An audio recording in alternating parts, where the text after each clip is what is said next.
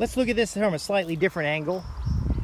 This grass is confusing, but what you'll notice is small bushes or trees, a birdhouse, and more bushes and trees. Now, the reason I can't cut this earlier is because there are actually ground nesting birds in here.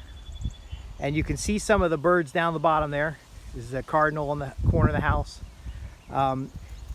When the overall different areas that I had set up had to get cut out, the number of birds significantly dropped. Now I'm going to do a better job tracking that so we have better inventory.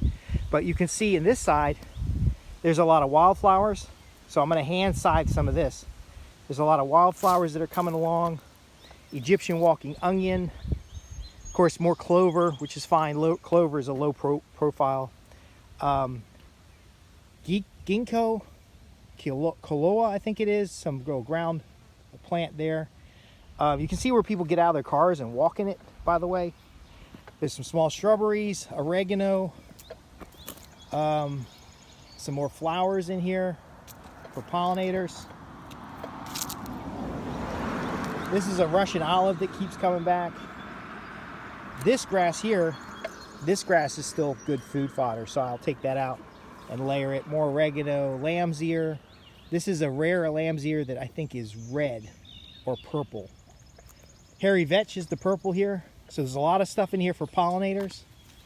Okay, we got some irises. Now there's some junk stuff in here. This vine is not very, I'll have to find that vine and rip it out. More Egyptian walking onion.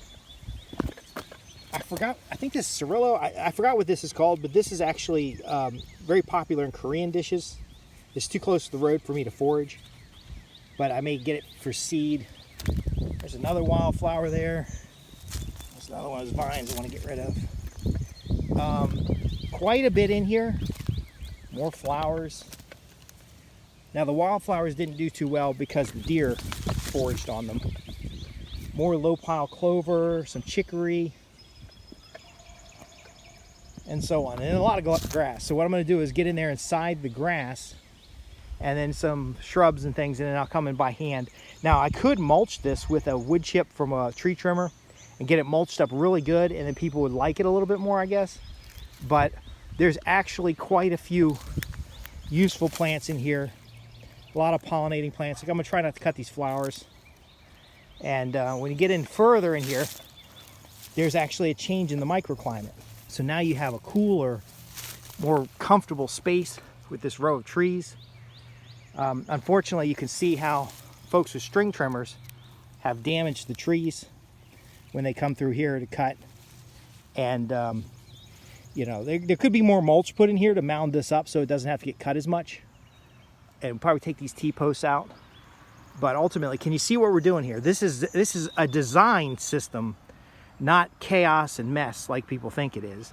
But again, I'm gonna do my best to use the scythe, clean it up. I had some problems, I couldn't get it done, but look at the damage on these trees from string trimmers.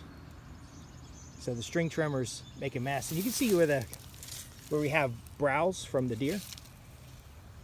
And then same here, you can see some of this could be deer rub. The deer were rubbing on some of these trees, like how this is all cut out. But again, as I'm walking through here on my first walk to make sure there's no bottles and trash that people throw in here sometimes, I stir up all kinds of birds, because there's all kinds of birds down inside this. You can see the deer browse on the corners here. But again, these trees are offset so people on the corner here can see up the road. If this grass gets any taller, it'll be difficult to see up the road. So again, I'm getting in here to cut it down. And they're just giving you a little background.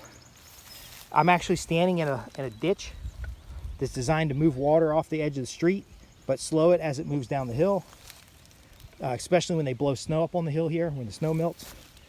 And you can see a lot of these, rather than just cut them off the ground, I'm going to go through and pull them out.